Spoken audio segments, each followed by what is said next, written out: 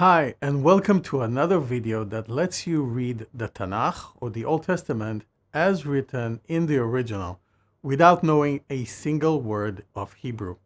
My name is Ilan and I'm a native speaker. We are in Genesis 1 verse 5, which sounds in Hebrew as follows. ויקרא אלוהים לאור יום ולחושך קרא לילה ויהי ערב ויהי בוקר יום אחד. As usual, we will now go over each word by order of appearance and see what we can learn.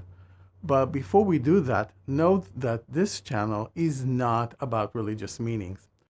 Based on comments I've read, some people might not accept this statement, probably because what is being said in my videos contradicts what they know or what they have been told about certain words or phrases in the Tanakh or the Old Testament. You are, of course, entitled to your own opinion and not required to agree with me. However, I would like to say that I'm doing my very best to research thoroughly and stay true to the text as written, purely based on linguistics.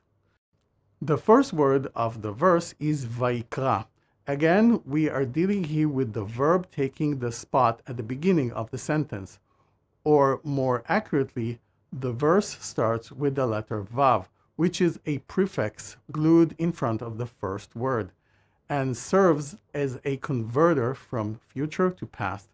If you haven't watched my episode about Genesis 1:3, I recommend you to do that so you'll know what this is all about.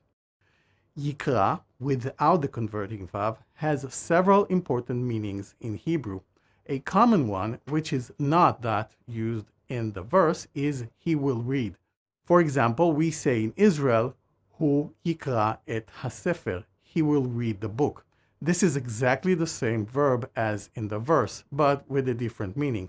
And also note the word et. Yikra also means he will summon, like in Leviticus 1:1, where God summoned Moses to the tent of the congregation. Vaikra, with the converting vav, exactly like in our verse, is actually the name of the Book of Leviticus in Hebrew, since in the Jewish tradition, the first 5 books, or Torah, are called based on the first distinguishable word. So the title of the Book of Leviticus in Hebrew would literally be translated into English as "and he summoned." But of course, Hebrew speakers look at Vaikra for Leviticus as a distinct unit, detached from its original meaning, much like all of us here in New York, but rarely think at that moment about the city of York in England. In our verse, however, Yikra has another very frequent meaning, to call or to name. For example, Ech hu yikra la, what will he name her? And indeed, here in Genesis 1:5, God names the light and the darkness. But I'm getting ahead of myself. I now have a question for you. These are the verbs we've read so far that use the converting vav, which turns them from being in the future to the past. For the sake of clarity, let's hide the vav at the beginning and also the nikud, or the Hebrew equivalent to vowels.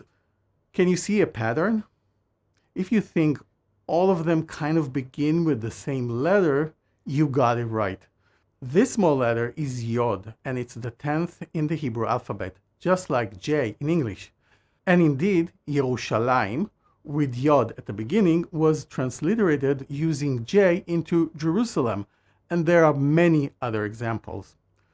Going back to the list of verbs, note that in all of them, the letter Yod is not part of the root. So what does it serve here for? Before I give you the answer, note that for native English speakers, this whole concept of verb conjugation is a foreign one, no pun intended. In English, verbs stay the same regardless of the pronoun in virtually all cases. If you speak another language, you might know that verbs often change based on who or what is being talked about. Let's look at a Spanish verb as an example to demonstrate this. You might be able to see that the verbs are getting suffixes that correspond to the relevant pronouns, and those endings become an inseparable part of the word. It's actually possible to sometimes omit the pronouns because they can easily be inferred from the verbs themselves. This is the case in Hebrew too, but there is another layer. It is that, unlike in Spanish, there are sometimes letters added in front, especially in the future tense. Going back to the list of verbs taken from this chapter so far, again, they all begin with the added letter yod. Now we'll zoom in on yikra, the first verb in our present verse, and these are its conjugations in the future. And now we get to the main point I want to make. We can see that the letter yod appears at the beginning in two instances, in the third person masculine singular and the third person masculine plural. Since both start with the same letter, yod, to be able to distinguish between the two, we need to also look at the end of the verb. While there is no letter added in the singular form, there is an additional one in the plural. This is the letter vav, here used as a vowel. In terms of the standard pronunciation, it's yikra in the singular, like in our verse, versus yikreu in the plural. An example of using the plural form can be found in Deuteronomy 3:9, where it is obvious that the verse speaks about not one person doing the calling, but many, a whole nation, in fact. The takeaway from all of this is that all verbs shown so far in the chapter with a converting vav are in the singular, and this is built right into those verbs. However, when reading the English versions, this fact is totally invisible, as verbs in the translation can refer by their nature to all possible pronouns, plural, singular, masculine, or feminine.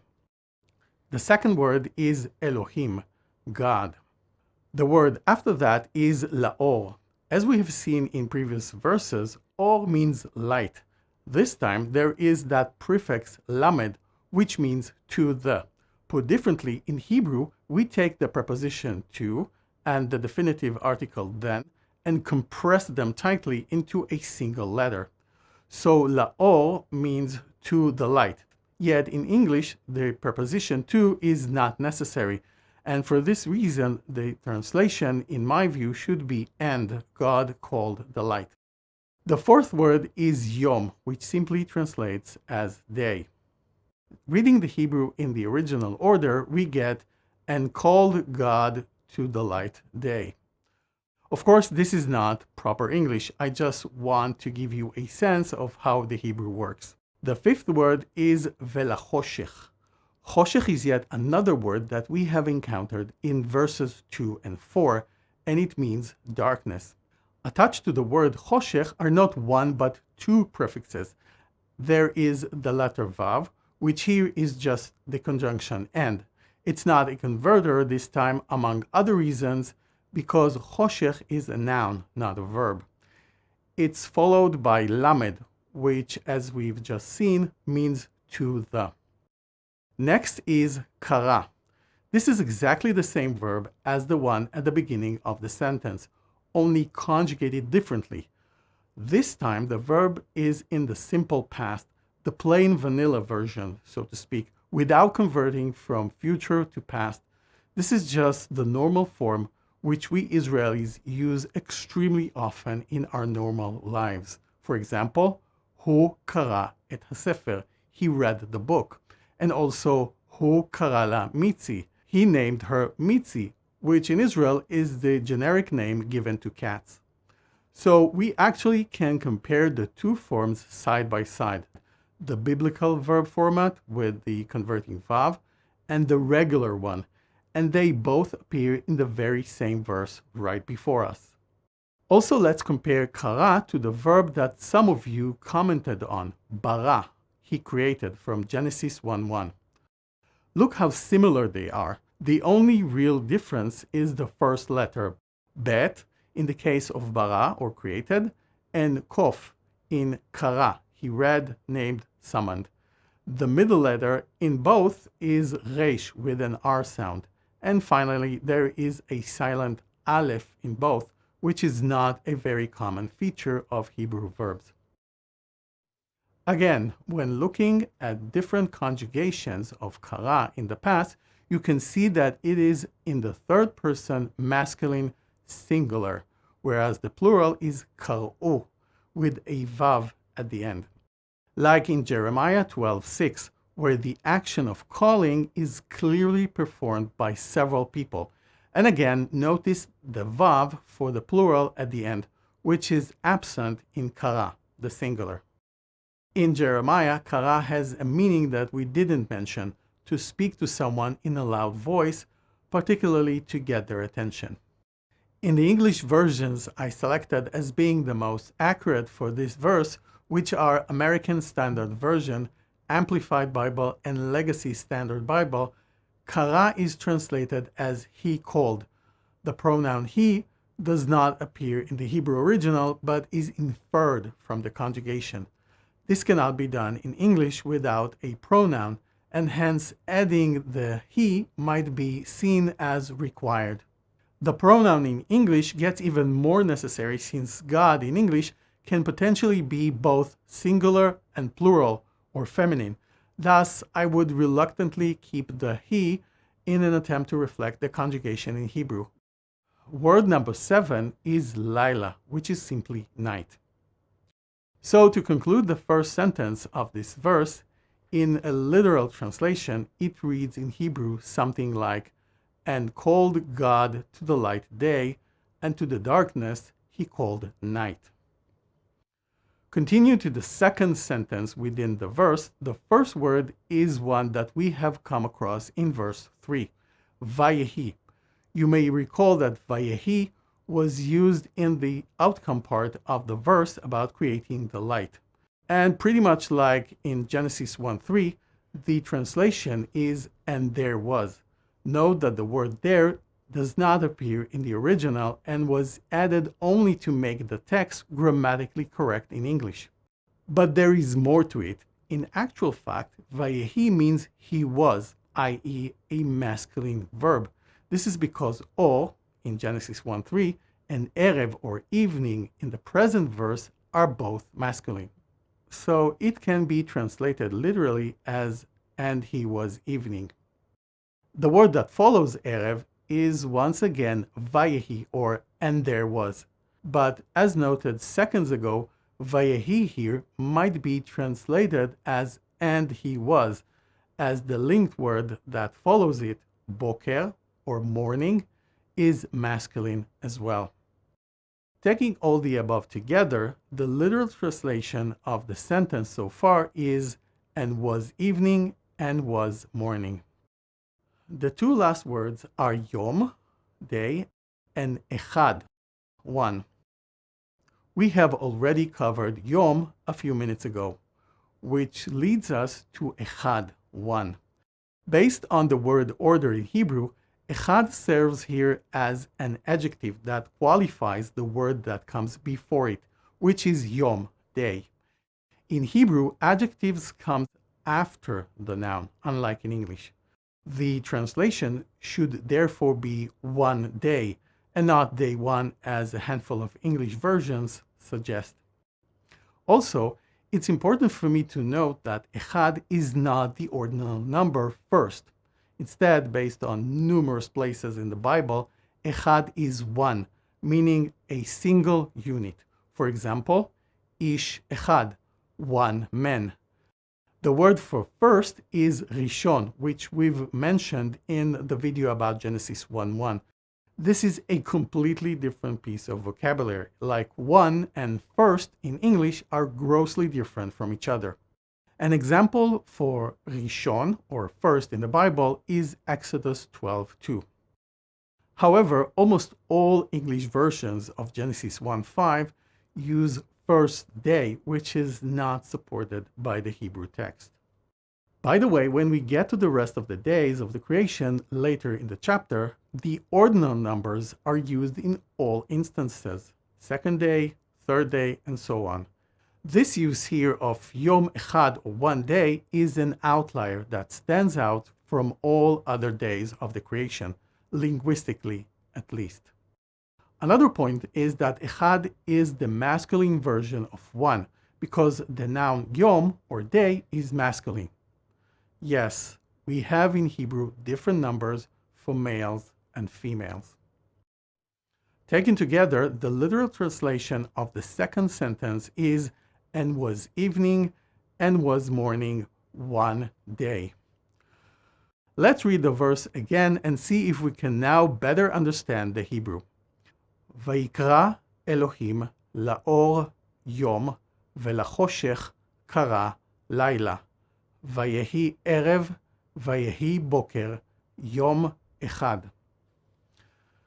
Note that rewatching can improve recognition of the words and learning in general. Before I talk about the next episode, which will require some heavy lifting and also cover not one but 3 verses, I would like to take the opportunity to thank Sandy, or Sandy, who is my first Patreon, and Natasha, Marcel, Stefanus, and Yengwo Chao, I hope I pronounce it correctly, who are my first YouTube members. You know, 99% of you came here initially thanks to the algorithm, which is something amazing because YouTube gave me the unbelievable honor of talking to people all over the world. However, despite the fact that this channel is already monetized, the algorithm has been unpredictable in my experience, with some high peaks and low troughs without any apparent reason. Maybe it's because this channel is both new and somewhat different than most in its concept. So if we can make it into a more human-to-human kind of a project, this will greatly help me to focus on bringing you more videos, and as always, make sure they are as accurate, reliable, and accessible as possible. So please consider becoming a member, which will also enable me to upload new episodes more frequently than I'm currently capable of doing. It's just around $3 a month, depending on your specific location and currency, and there is no long-term commitment. You can opt out and cancel anytime. To become a member, please click on the join button below, and then, as of October 2024, choose the appreciation plan. Thank you again to my members and Patreon, and to all of my loyal viewers. The next episode is a big one, as I've mentioned a moment ago. Also, we'll cover 3 verses, since we have already talked about many of the words in them. There is also one particular new word that will turn a spotlight on. You'll see what I mean next time. So please like, comment, share, subscribe, and select all in the notification bell if you haven't done so yet. And I hope to see you very soon. Thank you.